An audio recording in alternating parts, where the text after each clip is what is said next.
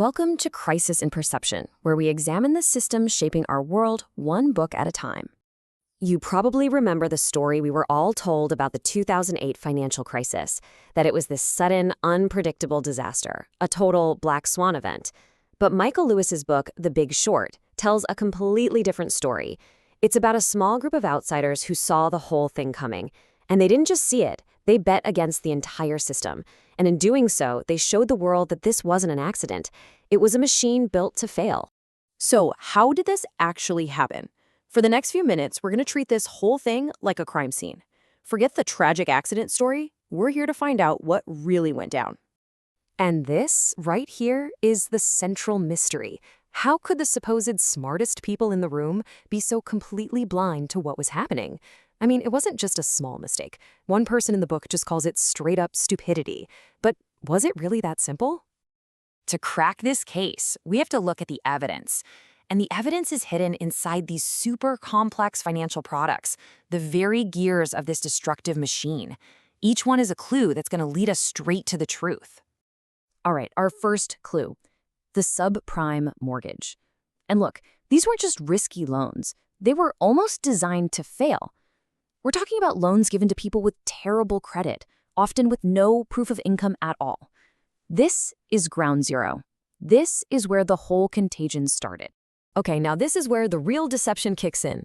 Wall Street took thousands of these toxic, failing loans, bundled them all together into these complicated bonds, and then the big rating agencies gave them a AAA rating. That's the highest safety rating you can get.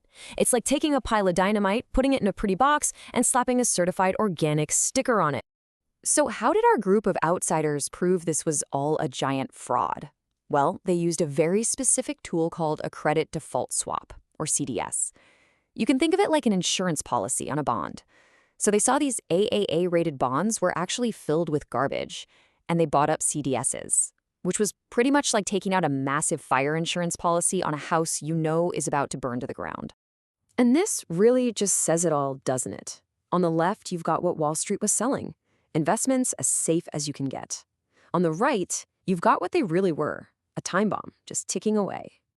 So, once we follow all the clues, we arrive at a pretty shocking conclusion.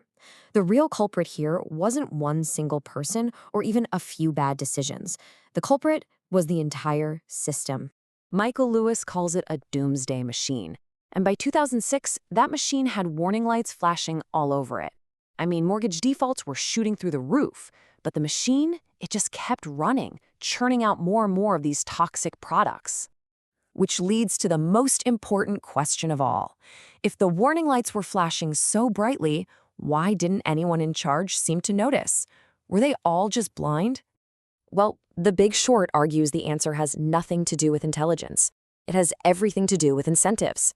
Like the famous investor Charlie Munger once said, if you wanted to predict how people would behave, you only had to look at their incentives. The whole system was just built on completely broken incentives. Bankers got insane bonuses for selling these risky products. The rating agencies, they were paid by the banks to give those products a stamp of approval. Traders got rich by making huge gambles with other people's money.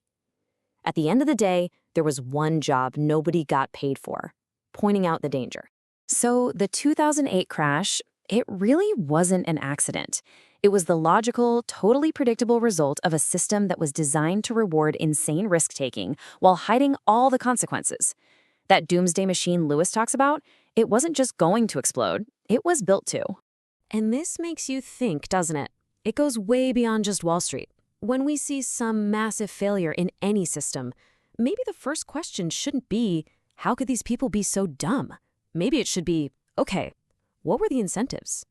We have only just scratched the surface of this incredible story. To really get it, you have to meet the actual people who figured this all out. Everything we talked about today comes from the book The Big Short by Michael Lewis. And I'm telling you, to meet the incredible, quirky characters who saw the truth when no one else did, you absolutely have to read the book.